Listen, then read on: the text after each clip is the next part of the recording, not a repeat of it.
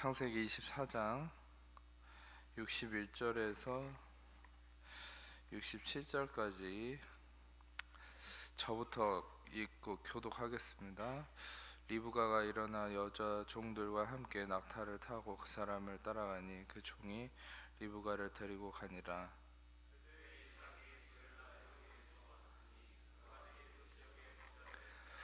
이삭이 저물 때 들에 나가 묵상하다가 눈을 들어보매 낙타들이 오는지라.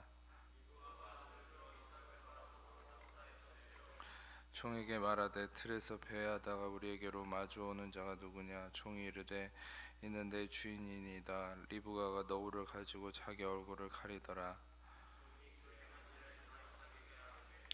함께 읽겠습니다. 이삭이 리브가를 인도하여 그 어머니 사라의 장막으로 들이고 그를 맞이하여 아내로 삼고 사랑하였으니 이삭이 그 어머니를 장례한 후에 위로를 얻었더라. 아멘. 우리가 오늘 보게 된 이 이삭과 리브가의 어떤 첫 만남의 이야기입니다. 이삭과 리브가는 여러분이 잘 아는 것처럼 야곱의 그 아버지와 어머니죠. 그 야곱의 혈통을 통해서 유다를 통해 예수님이 혈통적으로 나오시게 되었고, 이 이삭과 리브가의 이 결혼 스토리는 이것은 단지 한 인물의 어떤 연애 스토리나 인간적 결혼을 의미하는 것이 아니라는 것을 우리가 알 수 있습니다. 그것은 우리가 이삭이라는 인물조차도 애초에 아브라함에게 하나님이 약속하셨을 때 그것은 혈통적으로만 예비하신 어떤 하나님의 예정하심의 구원의 축복이 아니라 그것은 영적으로도 우리는 영적 아브라함의 자손으로서 모든 이방인들이 구원에 이르는 그런 어떤 하나님의 영적인 구원, 또 영적인 어떤 하나님의 선택하심의 기준에 의해서 이삭을 택하셨고, 하나님께서 이삭이 바로 구원의 혈통의 근원이 되게 정하셨기 때문에 아브라함은 자신의 육신의 끊어짐을 경험하면서 자신의 육신으로는 도저히 구원의 근원인 하나님의 행하심, 즉 이삭을 얻을 수 없다라는 것을 인정했을 때 결국 하나님의 능력과 하나님의 방법으로 이삭이 태어났다는 것을 우리가 알 수 있습니다. 그것은 무엇을 의미합니까?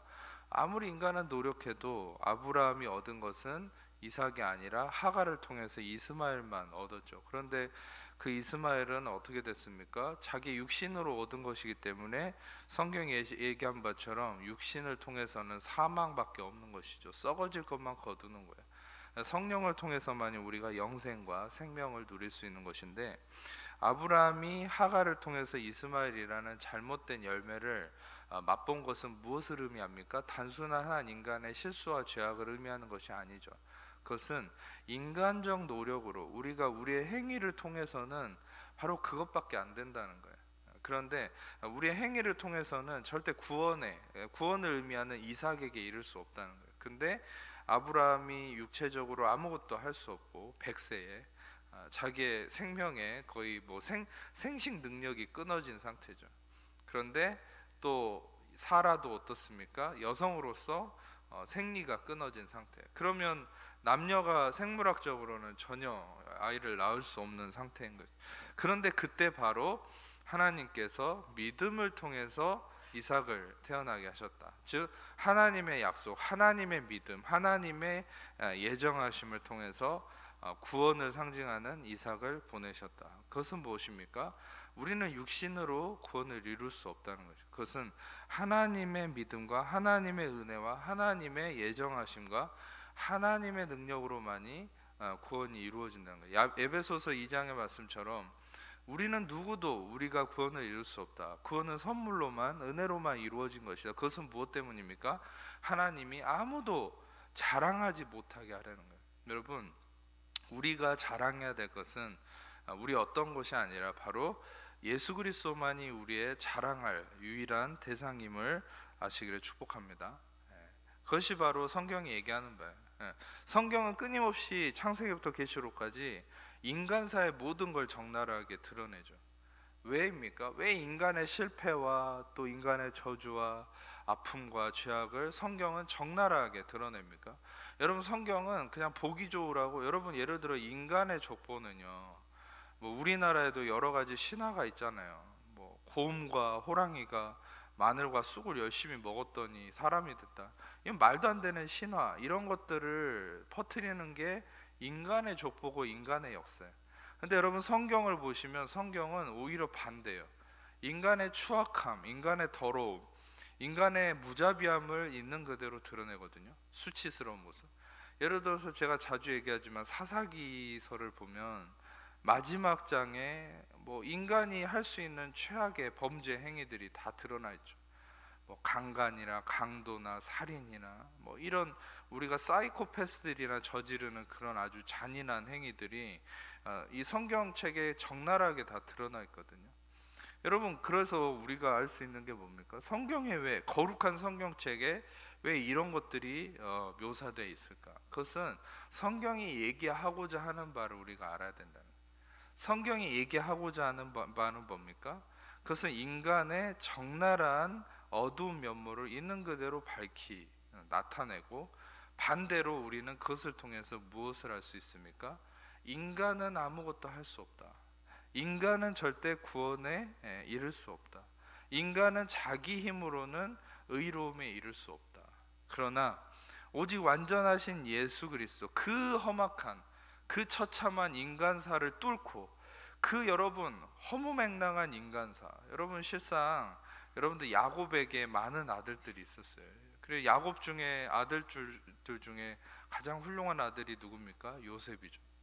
근데 여러분, 우리 인간의 기준으로 보면 예수님이 요셉의 혈통으로 나왔으면 딱이겠죠.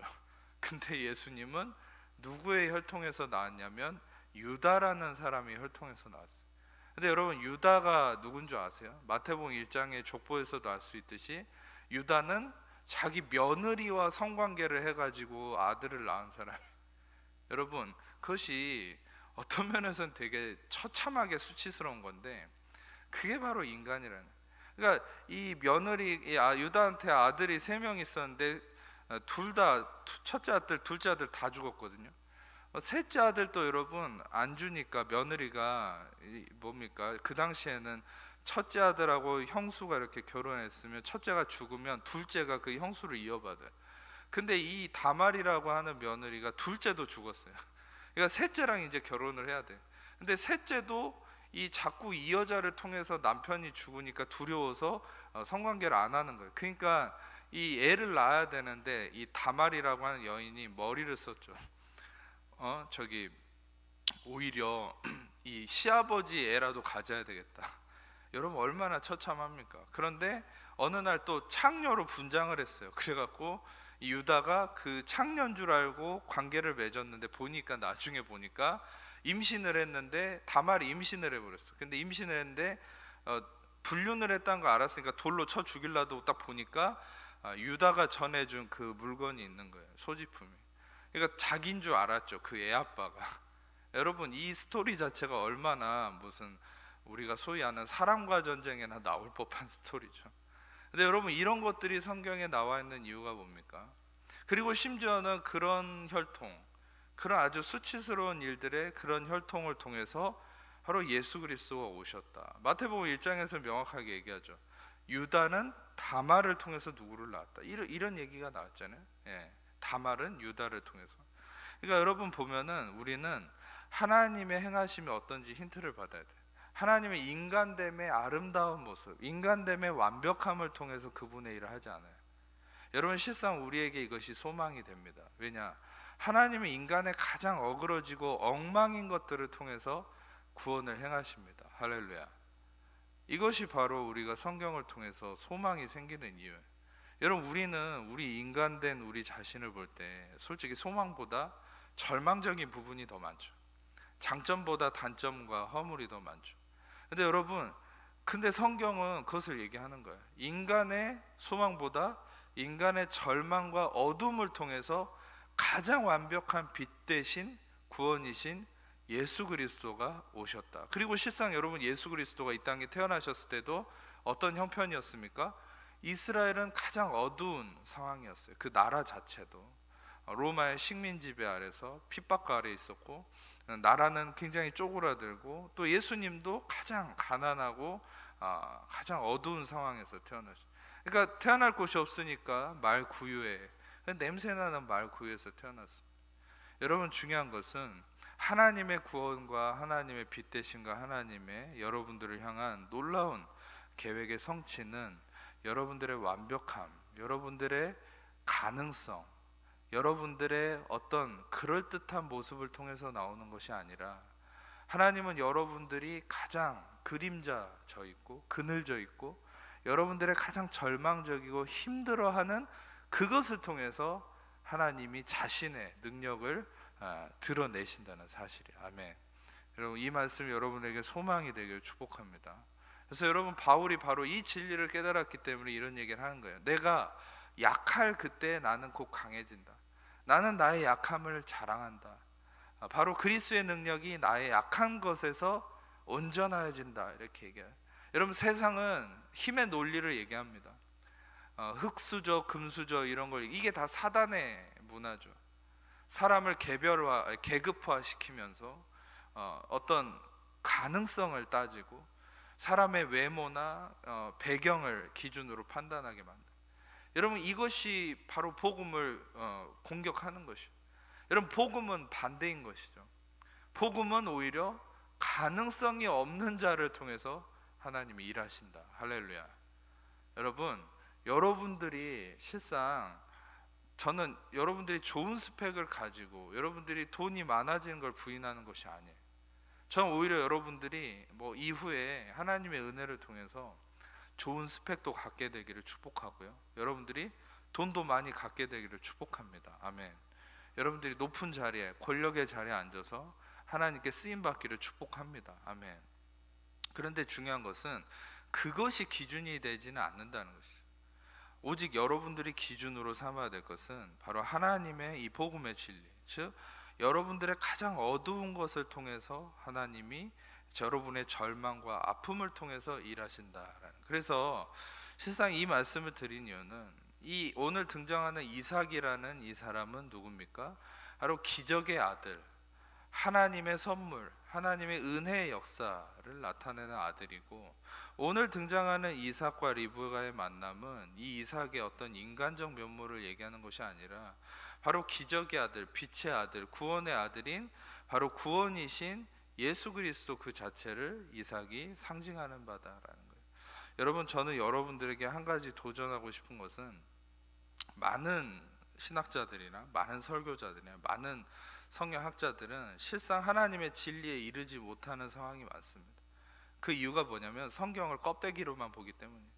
여러분이 한 가지 알아야 될 건, 성경을 표면적 의미나 껍데기로만 해석하고 보게 되면 당장은 그럴듯한데 그 한계에 부딪혀요, 나중에.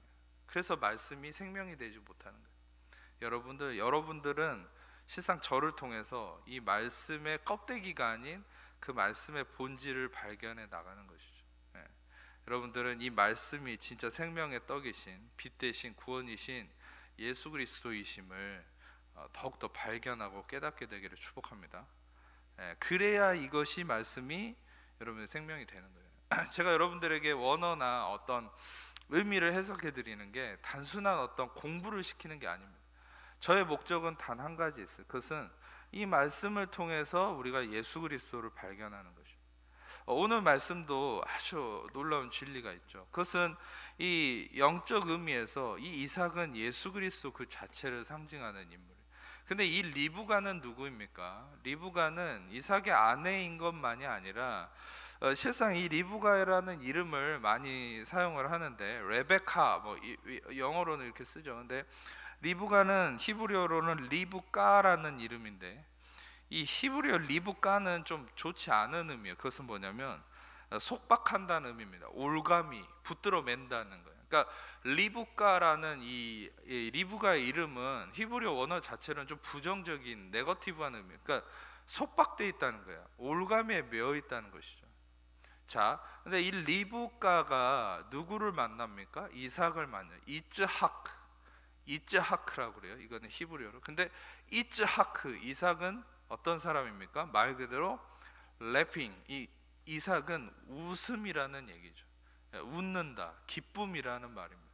여러분, 바로 리브가와 이삭의 만남은 무엇입니까? 죄악과 저주와 율법의 얽매임에 속박돼 있던 바로 우리가, 리브가인 우리가 예수 그리스도이신 참된 웃음, 참된 기쁨이신 예수 그리스도를 만나는 사건이 바로 오늘의 사건이에요. 그래서 이 리브가를 처음에 이제 데리러 갔을 때 누가 갑니까? 성경에서 여러분이 한 가지 힌트를 받아야 될 것은, 성경에서는 이름 없는 종이라는 의미의 누군가가 나온다면 그것은 성령님을 의미하는 경우가 대다수입니다. 여러분이 거기에서 힌트를 받으셔야 돼요. 그래서 실상 여기에서 종이 나오는데 이 종은 우리가 이해할 수 있는 바는 바로 성령님을 의미합니다. 근데 이 종이 이 아브라함에게 명령을 받아서 아내를 찾으러 가죠. 이삭의 아내. 근데 이삭의 아내를 찾으러 갈 때 이방으로 가지 말고 나의 친척에게로 가라, 동족에게로 가라, 이렇게 얘기하죠. 그래서 이 종이 이제 하나님 앞에 기도하면서 리브가를 발견합니다. 예. 그 리브가를 발견하고 리브가에게 이 이삭에 대해서 얘기를 하기 전에 먼저 하나의 미션을 주죠. 이 물을 달라 했을 때 자기에게만이 아니라 약대의 모든 자들에게 물을 주는 것에 대해서 시험을, 테스팅을 하죠.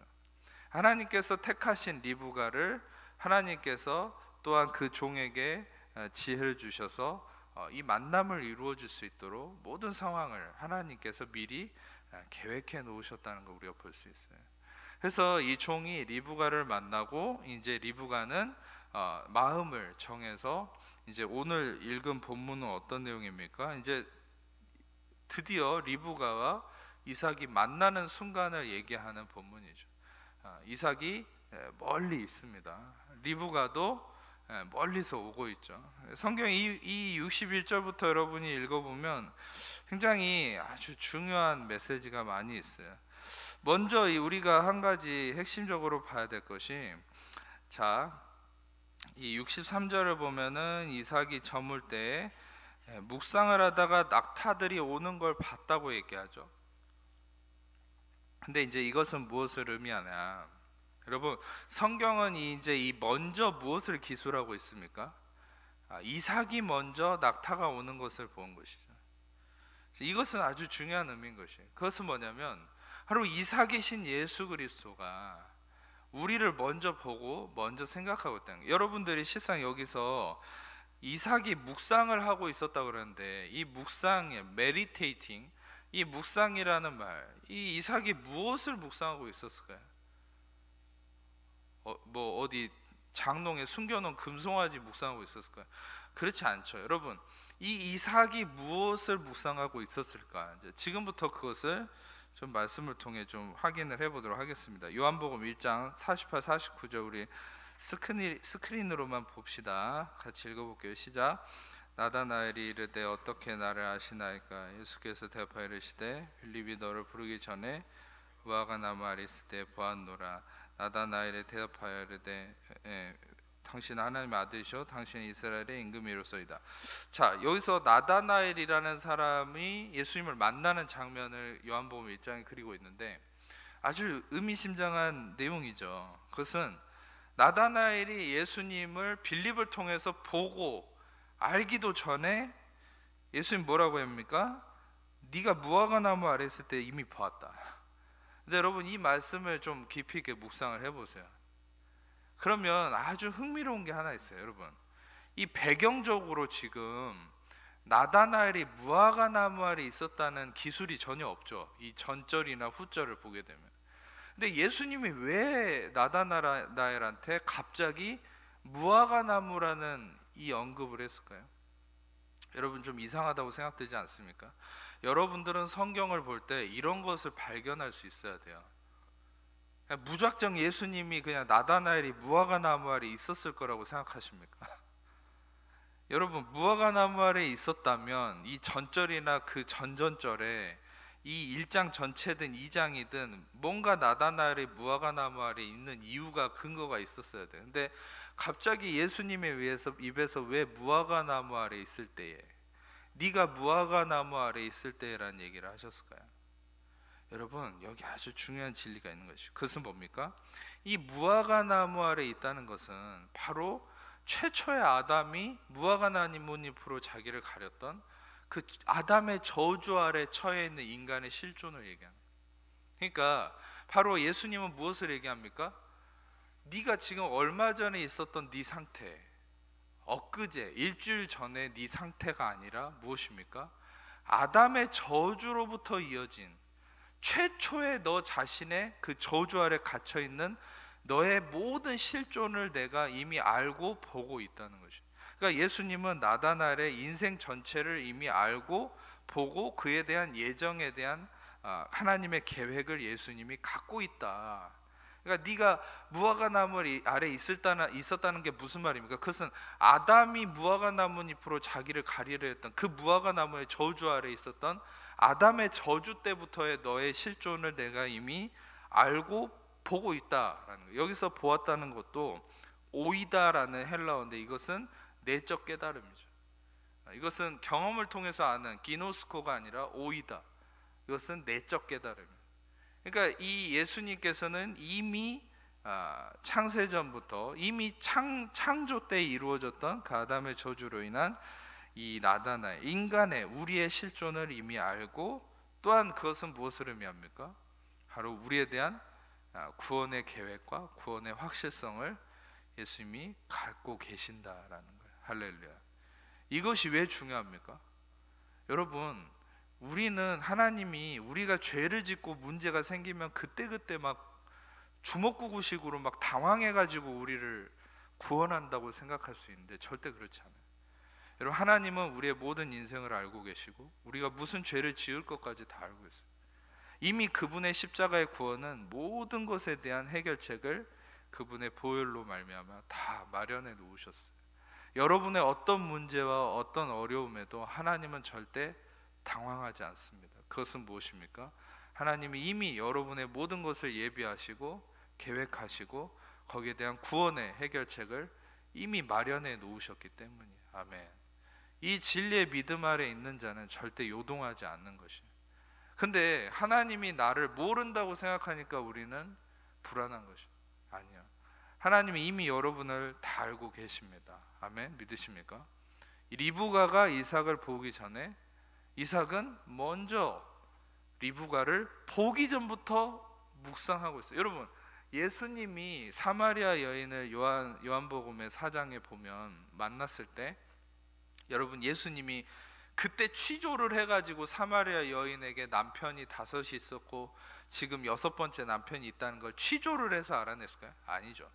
이미 알고 있었죠. 예수님은 이미 사마리아 여인에게 무슨 문제가 있었는지 알고 계셨죠. 여러분, 예수님은 이미 여러분에게 무슨 아픔이 있는지, 무엇이 필요한지, 어떻게 해야 되는지를 다 알고 계세요. 여러분, 그분만이 여러분을 진정으로 해결해 주실 수 있는, 또 인도하시는 온전한 구원자임을 믿으시기를 축복합니다. 그래서 이 또 한 가지 예는 삭개오를 보세요. 누가복음 19장에 삭개오가 뽕나무에 올라가기도 전부터 예수님이 이미 삭개오를 알고 염두에 두고 그를 택하시죠. 여러분, 이것이 바로 하나님의 사랑이죠. 여러분이 그분을 알기도 전부터 예수님은 여러분 이미 알고 계시고 여러분의 아픔을 고백하기도 전부터 이미 여러분이 어떤 아픔을 갖고 계신지 알고 계시죠. 여러분, 그분이 알고 계신다는 건 무슨 얘기입니까? 그분만이 해결해 주실 수 있는 분이라는 사실이에요. 할렐루야. 그분만이, 예수님만이 여러분의 모든 문제를 해결할 수 있는 분이다라는 것이에요. 그래서 여러분, 예수님께서 이미 알고 계신다. 이삭이 바로 리브가를 알고 있다. 그리고 중요한 것은 이삭이 무엇을 묵상했을까? 예수님이 바로 무엇을 묵상하고 계시겠습니까? 바로 여러분의 그 모든 것들을 예수님은 묵상하고 있는 것이죠. 할렐루야. 그래서 여러분, 우리가 이 측면에 대한 말씀의 묵상이 또 중요해요. 하나님은 뭘 생각하고 있을까? 예수님은 무엇을 생각하고 있을까? 여러분, 예수님이 여러분에 대해서 뭘 생각하고 있다고 생각하십니까? 대개는 우리는 잘못된 율법주의적인 신앙은 뭐냐면 항상 하나님은 내 죄만 생각하고 있을 거를 생각하는 거예요. 내 잘못된 모습, 나의 허물, 그게 가장 잘못된 것이라는 것을 말씀을 통해 한 가지 확인했으면 좋겠습니다. 창세기 스크린으로만 보세요. 24장 16절 같이 한번 읽어보겠습니다. 그 소녀는 보기에 심히 아름답고 지금까지 남자가 가까이 하지 아니한 처녀더라. 그가 우물로 내려가서 물을 그 물동에 채워가지고 올라오는지라. 여러분 보세요. 이 성경 기수라는 관점이 있어요. 성경을 이게 또 구약과 신약이 다른데 또 이게 부분 이런 어떤 포인트들이 있습니다. 그런데 여러분이 잘 봐야 될 것은 여기서 이 성경을 기록하는 이 저자, 근데 엄연한 저자는 성령님이시죠. 이 저자이신 성령님께서 이 리브가를 보는 관점이 뭡니까? 이 리브가는 단지 육체적으로 순결한 처녀라는 것만을 얘기할까요? 여러분이 아까 성경 이게 설교 초반부터 들으셔서 알겠지만 지금 여러분들에게 말씀드린 이 리브가는 바로 우리 자신을 의미해요. 예수님의 신부된 우리 자신, 예수님과 함께 결혼한 우리 자신, 믿으십니까? 리브가는 단지 한 여자를 의미하는 게 아니에요. 근데 우리 리브가인 우리를 볼 때 성령님께서 우리를 어떻게 보고 있다는 거예요? 우리를 더럽고 추악하고 회개해야 될 우리 자신이라고 얘기하지 않죠. 그건 뭡니까? 우리 자신을 심히 아름답고 지금까지 남자가 가까이 하지 아니한 처녀다, 이렇게 우리 자신을 보고 있는. 여러분 실상 우리가 아가서라는 성경을 보신 적 있습니까? 아가서는 솔로몬의 어떤 연애 러브 스토리를 그린 책이잖아요. 되게 어떤 면에서 아가서를 보면 좀 음란하게 보여지는 말들이 있긴 한데 막 여성의 뭐 어떤 신체 부위를 언급하기도 하고, 근데 그것이 음란한 게 아니라 실은 그런 것들은 그만큼 하나님이 은밀하게 우리를 사랑하신, 그 솔로몬과 여인의 얘기 이면에 그것은 우리와 하나님의 사랑을 의미하는 것이죠. 여러분 거기서 아가서에서 등장하는 여인이 어떤 여인인 줄 아세요? 얼굴도 새까맣고요, 별로 이렇게 잘나지 아니한 여자예요. 지금의 뭐 얼굴 새까만 미인의 여인을 얘기하는 것이 아니에요. 그 당시에 솔로몬 얼마나 주변에 미인들이 많았겠습니까? 근데 유독 그 한 여인을 택해서 솔로몬은 지극정성으로 사랑하고 사랑했죠. 진심으로 사랑했죠. 그 여인은 사랑을 받는 거예요. 근데 그 여인은 자존감이 나아지질 않아요. 그러니까 솔로몬이 계속 사랑의 표현을 하는, 그것은 마치 우리와 하나님과 관계랑 똑같은 거예요. 하나님이 지극히 추하고 어떤 면에서는 자랑할 것이 없는 우리 자신을 하나님이 끈덕지게 짝사랑하는 거죠. 우리 자신. 항상 이 아가서를 보면 어떻습니까? 항상 너의 신체 부위를 언급하면서 너의 뭐가 예쁘고 너는 사랑스럽고 각종 시적인 아름다운 표현을 다 쓰잖아요. 근데 그런 걸 보면은 왜 그러지? 진짜 예뻐서 그런가? 아니에요. 그 여인은 되게 자존감이 낮은 여인. 근데 솔로몬은 너무나 뜨겁게 사랑하는, 바로 여러분 추하고 더럽고 날마다 넘어진 우리 자신에 대해서 하나님 그렇게 우리를 사랑하고 아름다운 모습으로 우리를 보고 있다는 것을 성경은 얘기하고 있는 거예요. 여기서도 마찬가지예요. 바로 이 리브가를 순결한 처녀로 보잖아요. 여러분 고린도 교회에 이 음란하고 죄악에 빠져 있는 모든 성도들에 대해서 하나님은 바울을 통해 성령님께서는 그들을 버렸다, 저주받을 자로 인정하지 않죠. 오히려 그들의 행위를 지적하지만 그들의 정체성에 대해서 일깨우면서 뭐라고 합니까? 너희가 하나님의 성전인 것과 하나님의 성령이 너희 안에 계시는 것을 너희가 알지 못하느냐. 여러분 하나님께서는 우리의 어떠함과 상관없이 여러분들이 알아야 될 것은 우리는 그리스도 안에서 아주 거룩하고 순결하고 깨끗한 자로 우리를 하나님 한결같이 우리를 보고 계신다는 사실이에요. 아멘. 여러분 이 확신이 중요합니다. 많은 교회들이 더러워지고 문제가 있다 해도요, 여러분 물론 계시록에 예수님께서 교회를 책망하시지만 교회들에 대한 그 책망이 교회를 버리는 책망이 아니죠. 돌이키기를 원하는 책망이죠. 성도에 대한 것도 마찬가지. 여러분 우리는 율법적 신앙 안에서 하나님 우리를 자꾸 버린다고 생각하는데 절대 그렇지 않아요. 하나님 절대 여러분을 버리지 않습니다. 믿으십니까? 믿으시길 축복합니다. 하나님 여러분 절대 버리지 않아요. 쓰레기통에 휴지 버리는 것처럼 버린 분이 아니에요. 여러분 그 아들을 처참하게 그렇게 죽여가면서까지 온 인류 창세기부터 계시록까지 그 모든 계획을 통해서 창세 전부터 구원의 계획을 행하시고 마침내 이루신 하나님께서 여러분의 행위의 문제와 단 몇 번의 그 어려움, 잘못된 습관으로 해서 하나님 여러분 버리시겠습니까? 그건 말도 안 되는 거예요. 여러분, 하나님은 여러분을 절대 버리지 않는 정도가 아니라 하나님 여러분 절대 버리실 수가 없어요. 아멘. 여러분, 하나님은 여러분을 예수님의 말씀처럼 사랑하시되, 예수님 뭐라 했어요? 그의 사람들을 끝까지 사랑하시니. 여러분, 저는 목사지만 사람을 끝까지 사랑하지 못합니다. 그게 제 한계예요. 전 인간이기 때문이에요. 제가 아무리 노력해도 저는 끝까지 사랑할 수는 없어요. 그런데 예수님은 여러분과 저를 끝까지 사랑하신다고 성경은 얘기해요. 아멘. 그 끝까지 사랑한다는 게 뭐예요? 절대 버리지 않는다는 거예요. 여러분의 행위나 여러분의 문제로 인해서 여러분을 절대, 말 그대로 절대입니다. Never, 절대 버리지 않습니다. 영원히 성령님은 여러분과 동행하시고 천국까지 여러분을 견인해 가십니다. 할렐루야. 이 확신이 중요해요. 그래서 여러분들, 그분이 여러분들을 이끌어가는 삶이 중요하다. 여러분들, 이 리브가가 이 낙타를 타고 리브가 이삭에게로 도달했지 않습니까? 이삭이 이제 리브가를 보고 순결한 아름다운 여인으로 보는 것이죠. 우리 어떠한 거 상관없이 성경도 그렇게 보고, 자, 이 리브가가 이제 이삭을 그때 보기 시작합니다. 그리고 낙타에서 내렸어요. 여러분, 우리는 한 가지 알아야 될 것은 이 리브가가 어떻게 이삭에게 인도함을 받았습니까? 이 리브가의 인도함을 받은 것은 바로 이 종이 함께했기 때문에, 이 종을 따라갔기 때문에. 여러분, 실상 리브가가 떠나기 전에 라반이라고 하는, 이 라반은 나중에도 이 야곱 이야기에 등장하는 사람이죠. 굉장히 세속적인 사람이에요. 근데 이 라반이 열흘을 더 머물러 있다 가기를 청하죠. 근데 리브가는 바로 떠나겠다고 그러거든요. 그러니까 여러분, 중요한 것은 우리가 성령의 인도하심을 받는 것이 왜 중요한가, 거기 나와요. 이 종, 성령을 의미하는 종은 리브가에게 바로 떠나야 된다고 얘기해요. 누구에게 떠나야 됩니까? 예수 그리스도에게 가야 된다 얘기해요. 근데 라반은 더 있다가라고 그러죠. 세속적인 거, 어떤 육신적인 것들은 우리에게 무엇을 여지를 둡니까? 우리가 예수 그리스도로 날마다 돌아가야 되는데 자꾸 더 머무르라고 그러죠.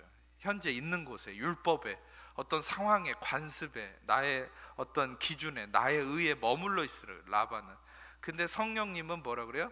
바로 떠나야 된다. 바로 예수 그리스도께 가야 된다. 참고적으로 갈라디아서 5장 18절 스크린만 보세요.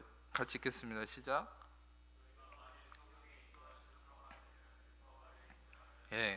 바로 이 종, 성령을 의미하는 이 종이 바로 떠나야 된다. 그래서 이 리브가가 순종하고, 그래 나도 바로 떠나겠다. 그러니까 라반이 의견을 묻잖아요. 리브가 바로 갈 거냐? 그때 나 바로 가겠다고. 이삭에게로 바로 가겠다. 바로 무엇입니까? 예수 그리스도께 바로 가겠다는 거죠. 근데 이 갈라디아서 5장 18절의 말씀처럼 우리가 성령님의 인도하시는 바가 되면 율법 아래 있지 않고 은혜 아래 있게 된다. 즉, 이 리브가를 실은 낙타, 이 낙타를 이끌어가는 종, 바로 무엇입니까? 성령님이 바로 리브가를 이삭에게로 인도했다. 즉, 성령님이 여러분들을 예수 그리스도께 인도하는 거예요. 여러분, 우리가 한 가지 착각하지 말아야 될 것은, 제가 자꾸 예수님을 강조하니까 어떤 분들은 또 내 힘으로 내가 막 노력해서 예수님에게 다가가려고 하는 분들이 있는데, 여러분, 그럴 수 없어요. 우리는 육신의 연약함이 있기 때문에 우리의 노력으로 예수님께 이를 수 없어요. 오직 성령님의 도우심으로, 오직 성령님을 의지할 때, 성령의 다스리심 속에 성령님과 함께. 여러분, 갈라디아서 5장 그 말씀이 제가 스크린에는 없지만 갈라디아서 5장 16절 말씀이, 이런 말씀이 있잖아요. 제가 전에도 자주 언급했지만, 성령을 따라 행하라, 그리하면 육체 욕심을 이루지 않으리라. Walk in the Spirit. 그러니까 성령과 페리파테오, 성령님과 동행해라, 걸어가라. 그러면 육체 욕심을 이루지 않을 것이다. 여러분, 성령님과 동행하는 삶이 있기를 축복합니다. 성령님과 동행하는 삶이 중요해요. 성령님께 묻고 그분을 기다리고 그분의 의견을 듣고 성령님을 초청하고 환영하고 의지하고, 여러분, 늘 성령님을 여러분 삶에 인정하세요. 성령님은 은사적인 그런 도구가 아니에요. 인격으로서 여러분 안에 카운셀러, 보혜사는 무엇입니까? 파라클레이토스. 파라는 헬라어로 옆에 있다는 얘기, 클레이토스는 길을 간다는 얘기인데 옆에 걸어간다는 얘기거든요. 그러니까 여러분 옆에서 상담하는 사람, 카운셀러로 하죠. 심지어 영어로는 보혜사를. 성령님은 여러분의 상담자, 여러분과 동행하는 분, 여러분의 조언자, 여러분의 최고의 변호사로 여러분 안에 와 계신 거예요. 가장 든든한 조력자가 되시는 것이죠. 아멘. 그래서 여러분 안에 계신 성령님을 늘 의지하세요. 성령님을 부르세요. 성령님 사랑합니다. 성령님 의지합니다. 성령님 도와주세요. 알려주세요. 가르쳐주세요. 제가 이 설교를 준비하고 또 설교하러 단에 올라올 때까지 항상 성령님을 의지하는 것이에요. 성령님이 아니면 제가 제 입에서 한마디도 예수님을 얘기할 수 없어요.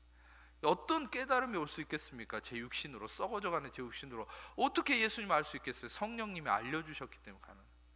성경 말씀도 마찬가지예요. 여러분, 늘 성령님을 의지하고 성령님을 인정하고 초청하고 그분을 함께 동행하는 삶이 되시기를 축복합니다. 그래서 그 성령님의 인도하심만 받으면 돼요. 제가 왜 이걸 강조하냐면, 우리가 복음의 진리, 또 어떤 이 뭡니까? 교리적 또 신학적인 회복, 이런 것들을 자꾸 얘기하니까 또 오해하는 분들이 많아요. 목사님, 어떻게 공부해야, 어떻게 더 성경을 잘 봐야 우리가 하나님을 잘 따라갈 수 있습니까? 저는 답이 한 가지예요. 성령님을 의지하세요. 그러면 실망하고 돌아가죠.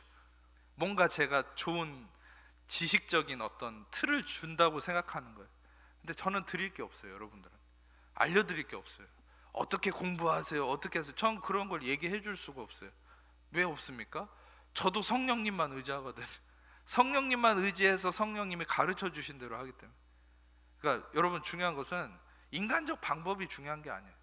여러분, 진정으로 성령님 그분을 인격적으로 친밀해지고 성령님과 동행하고 성령님의 인도하시는 바가 되면 여러분이 할 수 없는 일들을 여러분을 통해서 성령님이 이루어 가십니다. 할렐루야. 예수님 그분도 이 땅에서 성령님과 함께 일하셨고, 성령의 역사하심 없이는 단 한순간도 그분은 홀로 일하지 않으셨어요. 예수님 늘 얘기하신 것처럼 아버지와 함께 일한다고 그랬죠. 근데 아버지를 언급할 때 그분의 내적으로 누가 역사하셨습니까? 바로 성령 하나님께서 예수님 안에서 예수님과 함께 역사하신 것이죠. 또한 예수님이 이 땅에 있지 않으시기 때문에 지금은 예수님이 성령으로 우리 안에 와 계시고, 그래서 여러분, 우리는 성령님이 인도하시는 바가 되는 것이 되게 중요한 거죠. 그래서 여러분, 이 리브가가 바로 성령님에 의해서 예수님인 바로 이삭에게 인도함을 받았다. 여러분, 마지막으로 이제 말씀 한 가지 포인트만 나누고 마칠 건데, 자, 아까도 제가 언급했듯이 우리는 많은 사람들이 이 리브가와 이삭의 만남을 통해서 정말 깊은 진리를 깨닫기 원하는데, 그것은 단순히 어떤 인간의 연애와 결혼이 아니라 이것은 바로 교회를 나타내. 여러분 개개인도 다 교회죠. 이 건물만이 아니라 우리 개개인이 다 교회입니다. 성도이고. 근데 우리는 예수님의 신부로 부름을 받았죠. 또한 우리는 교회로서 부름을 받아요. 그러니까 이 리브가는 바로 교회인 우리 자신을 의미해요. 하나님은, 예수님은 교회인 우리 자신을 거룩하고 순결하게 보시고 우리를 먼저 알고 먼저 사랑하셨다라는 거예요. 그리고 예수님께서 먼저 성령을 통해서 우리를 데려오셨지, 우리의 노력으로 예수님에게, 이삭에게 먼저 도달한 것이 아니다라는 거예요. 여러분, 이걸 생각하세요. 먼저 그분이 우리에게 오셨음을 알으셔야 돼요. 여러분, 이삭이 기다렸던 것 같지만 이삭이 성령님을 의미하는 그 종을 보내서 우리를 데려온 겁니다. 아멘. 우리가 그분을 찾아간 것이 아니에요. 여러분, 예수님을 자꾸 여러분의 노력으로 찾아가려고 하지 마세요. 그냥 성령님을 의지하고 기다리세요. 그러면 그 성령님이 예수님께로 여러분을 인도합니다. 할렐루야. 그것은 또한 어떤 의미냐면 바로 예수님이 먼저 여러분을 찾아오시는 거랑 똑같은 거예요. 아까도 얘기했잖아요. 나다나엘을 먼저 예수님이 알고 계실 거예요. 먼저 우리를 알고 우리를 부르시는 것이죠. 그분이 또한 우리에게 임하시는 것이죠. 로마서 5장 스크린 한번 보세요. 5장 6절에서 8절입니다. 같이 읽겠습니다. 우리가 아직 연약할 때 계약대로 그리스도께서 경건하지 않은 자를 위하여 죽으셨도다. 의인을 위하여 죽는 자가 쉽지 않고 선을 위하여 용감히 죽는 자가 호익거니와 우리가 아직 죄인 되었을 때 그리스도께서 우리 위하여 죽으심으로 하나님께서 우리에 대한 자기 사랑을 확증하셨느니라. 할렐루야. 우리가 죄인이었을 때 그리스도께서 먼저 우리를 위해 죽으셨다. 아주 이게 중요한 것이죠. 요한일서 말씀 4장 19절입니다. 시작. 우리가 사랑함은 그가 먼저 우리를 사랑하셔서. 요게 아주 중요해요. 우리가 사랑함은 아가파오. 그러니까 우리는 여러분 아셔야 돼요. 우리는 아가파오를 할 수 없어요. 우리의 힘으로는. 아가파오는 하나님의 사랑이거든요. 우리의 사랑의 실존은 뭔지 아세요? 베드로가 얘기한 것처럼 자기가 죽겠다 노력하는, 그 결국 실패하는 사랑이에요. 그게 바로 우리의 사랑이에요. 근데 우리가 아가파오 할 수 없는데, 근데 명확하게 성경은 뭐라 합니까? 우리가 아가파오 할 수 있는 상황이 있다는 거예요. 그게 언제입니까? 그가 먼저 우리를 아가파오 하실 때. 여러분, 중요한 것은 먼저 그분이 나를 아가파오, 하나님이 먼저 나를 사랑하심을 깨닫고 그분의 사랑이 내 안에 넘쳐날수록 우리는 그분의 사랑으로 하나님을 사랑할 수 있게 되는 거예요. 할렐루야. 그분의 사랑을 먼저 받는 것에 집중하셔요. 먼저 그분의 하나님의 그 놀라운 아가파오의 사랑을 먼저 깨닫는 것에 집중해요. 그래서 우리는 늘 십자가의 사랑에 초점을 맞추는 거예요. 왜냐? 아가파오의 진짜, 이 진정한 아가파오, 진정한 하나님의 사랑은 무엇입니까? 바로 예수 그리스도, 십자가의 신 예수 그리스도, 그분이 바로 진정한 하나님의 사랑이기 때문에 여러분이 십자가를 더 많이 묵상하고 그 진리를 깨달으면 깨달을수록 여러분은 온전한 사랑을 깨닫게 돼요. 제가 고등학교 때, 지금도 생생한 기억이에요. 제가 체험을 하나 얘기 드렸잖아요. 예수전도단 청소년 집회 어디 겨울에 어떤 수련원에 지금도 생각나요. 그날 말씀 듣고 기도할 때 뜨겁게 성령을 구하면서 제가 기도할 때 하나님의 사랑을 더 부어달라고 막 간절히 기도할 때 지금도 생생한 기억이 뭐냐면 성령께서 저에게 환상으로 뭘 보여주셨냐면 골고다의 십자가를 보여주신 거예요. 저는 솔직히 막 하늘에서 빛이 임하면서 뭔가 찌릿찌릿한 뭔가가 올 거라고 생각했거든요. 실상 여러분 그 겨울 그때에도 다 쓰러졌어요. 다 막 성령이 역사해가지고 다 막 성령이 넘어뜨리고 쓰러뜨리고 막 그런 역사가 있었거든요. 그런데 저는 막 더 하나님의 사랑을 부어달라고 기도했는데 성령께서 저에게 지금도 선명한 거예요. 그 하나님의 사랑이 무엇인지를 보여준 거예요. 그게 뭐냐면 골고다의 십자가를 보여준. 그러면 성령께서 저에게 뭐라 했냐면 이것이 바로 나의 사랑이다. 여러분, 우리는 진정한 하나님의 아가파의 사랑을 어디서 깨달을 수 있습니까? 바로 예수님의 십자가를 통해서만 깨달을 수 있어요. 아멘. 다른 어떤 신비적인 막 가슴이 뭉클뭉클한 그 감정을 구하지 마세요.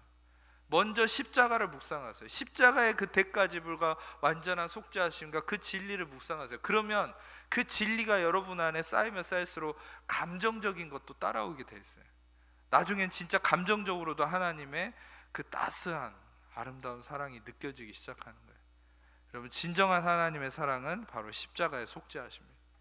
그 십자가의 사랑이 여러분에게 임할수록 여러분들은 이 하나님의 사랑으로 하나님을 사랑할 수 있게 되는 것이에요. 먼저 하나님이 우리를 사랑하셨다는 이 깨달음이 중요합니다. 시간이 좀 갔지만 요거만 좀 보고 싶은데, 여러분 우리가 아까 계시록을 언급했는데 2장 2절에서 5절인데 계시록 2장 2절에서 5절인데 한번 같이 읽어보겠습니다. 시작. 또 악한 자들 용납하지 아니한 것과 자칭 사도라되 거짓된 것을 내가 드러낸 것과 또 내가 참고 내 이름을 위하여 견디고 게으르지 아니한 것을 아노라. 그러나 너를 책망할 것이 있나니 너의 처음 사랑, 그러므로 어디서 떨어졌는지 생각하고 회개할 처음 행위를 가지라. 아니 그러지 아니하고 회개하지 아니하면 내가 내게 가서 그 촛대를 그 자리에서 옮기라. 그래서 오해하지 말으셔야 될 그 촛대를 옮긴다는 건 구원을 취소하겠다는 게 아니라 실상 교회들에 대한 촛대가 있어요. 그러니까 이 교회들에 대한 하나님의 경고거든요. 그러니까 교회들은 능력을 잃기도 하고 부흥하기도 해요. 실상 여러분들 우리나라도 영원한 대형 교회는 없습니다. 아마 10년 후면 지금의 대형교회가 아주 능력을 잃은 작은 교회가 될 수도 있어요.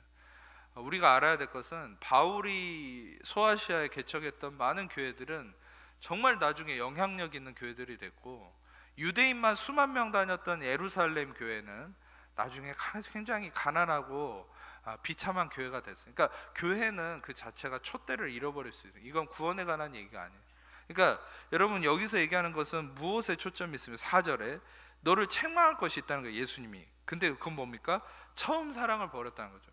이 처음 사랑이 뭔가가 중요해요. 여기서 처음 사랑이라는 것은 프로토스 아가파오라는 말이에요. 그러니까 프로토스는 뭐냐면 첫 번째라는 얘기죠. 그런데 이것이 중요한 게, 아까 우리가 요한일서 4장 19절을 봤잖아요. 그가 먼저 우리를 사랑하셨습니다. 먼저 우리를 사랑하셨다. 그리고 우리가 스크린으로 보진 않았지만 요한일서 4장 10절에 보면 사랑은 여기 있으니 우리가 하나님을 사랑한 것이 아니라 하나님 우리를 사랑하셨다. 그러니까 여러분, 중요한 것은 이 처음 사랑이 뭐냐는 거죠. 우리는 되게 이 찬양, 이 말씀을 통해서 찬양 하나 하죠. 예수 나의 첫사랑 되시게. 그래서 어떤 첫사랑이라는 느낌으로 많이 생각하잖아요. 여러분이 막 뜨겁게 처음 어떤 면에서는 예수님을 경험하고 성령 체험을 한 그것을 첫사랑이라고 많이 생각하죠. 이 처음 사랑을. 근데 의미가 달라요, 여러분. 그 우리가 처음 예수님을 뜨겁게 경험한 그 첫사랑을 버렸다는 것이 아니라, 그 뜨거웠던 그 시간을 버렸다는 것이 아니라, 여러분, 여기서 문맥적으로 아주 중요한 의미가 있어요. 그것은 뭐냐면 처음 사랑이라는 게 뭐냐, 프로토스 아가파. 이 처음 사랑이라는 것은 그리스도가 나를 먼저 사랑했다라는, 아까 요한일서 4장 19절에 그가 먼저 우리를 사랑하셨다. 먼저, 여기서 프로토스, 바로 그가 첫 번째로 먼저 우리를 사랑했다. 그것은 무엇입니까? 이 문맥적으로 보세요. 요한계시록 2장 방금 그 말씀을, 내 행위와 수고와 내 인내를 안다고 그랬죠, 예수님이. 그리고 니들이 열심히 노력했고 너희들이 견디고 게으르지 아니했다. 열심히 했어요, 여러분. 사역도 열심히 하고, 이 교회가 에베소 교회잖아요. 굉장히 열심히 목회를 했어요. 근데 문제는 뭡니까? 왜 책망을 받습니까? 여러분, 지금 한국 교회도 그렇죠. 교회들이 열심히 안 하는 교회 있습니까? 무진장 열심히 사역해요. 게으르지 않아요. 핍박을 견딥니다. 세상을 향한 핍박, 세상에서 오는 핍박을.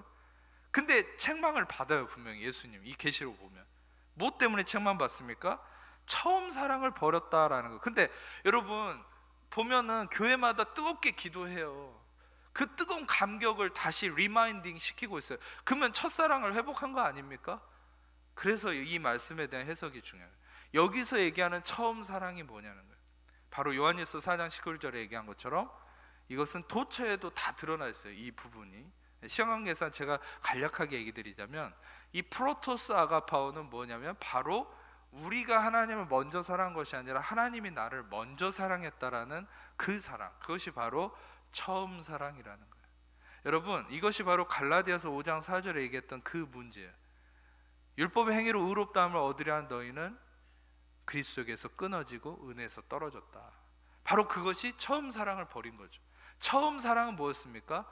하나님이 나를 먼저 사랑하셨다라는 이 은혜의 진리 안에 자유함과 안식의 삶을 누리고 있었던. 근데 율법주의자들이 행위를 가지고 나오니까 이 처음 사랑이 아니라 나의 사랑으로 나아가려는 율법적 사랑, 율법적 이 변질됨이 일어난 거예요. 교회들도 열심히 사역을 하고 열심히 노력하지만 결국 그러다가 변질이 된 거예요. 무엇이 변질됐습니까? 처음에는 하나님의 사랑을 받아들이고 그 은혜 아래서 사역을 하다가 어떻게 됐습니까? 이제는 베드로처럼 내 힘으로, 내 노력으로, 내 열심으로 하나님을 섬기겠다라고 하는 마르다와 같은 태도가 나온 것이죠. 지금 한국 교회도 마찬가지예요. 여러분, 열심히 사역하고 노력하는 왜 교회들이 죽어갑니까? 왜 예수님에 대한 그 능력을 잃어갑니까? 기도를 덜해서 그렇습니까? 그렇지 않아요. 성경을 통해서 답을 찾아요. 그것은 처음 사랑을 버렸다는 거예요. 그 처음 사랑이 무엇입니까? 하나님이 나를 먼저 사랑하셨다. 하나님이 나를 먼저 생각하신다. 먼저 그분의 은혜를 받고 그분의 은혜의 말씀을 듣는 것에 마리아와 같이 무릎을 꿇고 그 말씀의 자리에 거해야 된다는 것을 잊어버린 거예요. 내 행위로만 나아가려고 하는 것이. 여러분, 행위가 먼저가 아닙니다. 먼저 여러분들은 말씀의 자리에서 말씀의 은혜와 하나님의 그 은혜 말씀을 통한 하나님의 진정한 사랑을 깨달을 때에, 그때 여러분들을 통해서 열매가 나올 수 있다는 거예요. 할렐루야.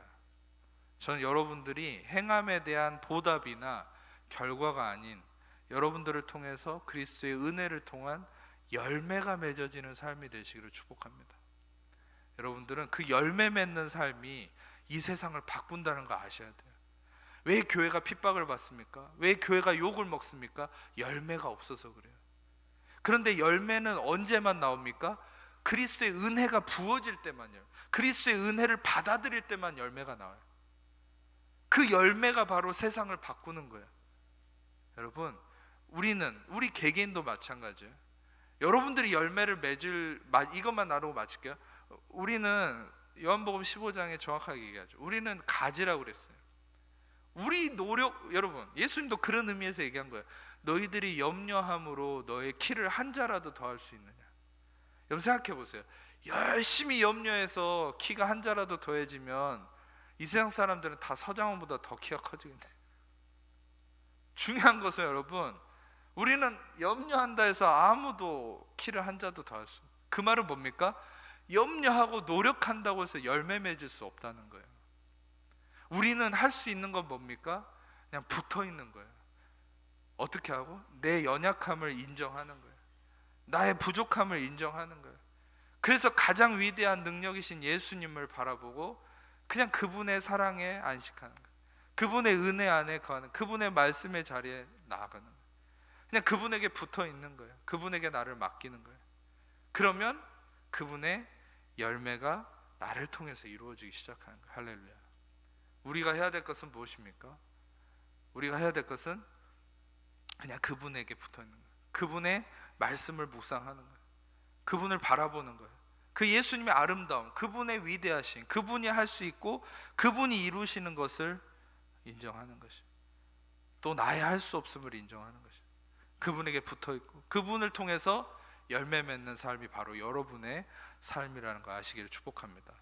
우리는 열매를 맺되, 열매를 저는 많이 맺기를 축복합니다. 그런데 나의 힘으로는 안 됩니다.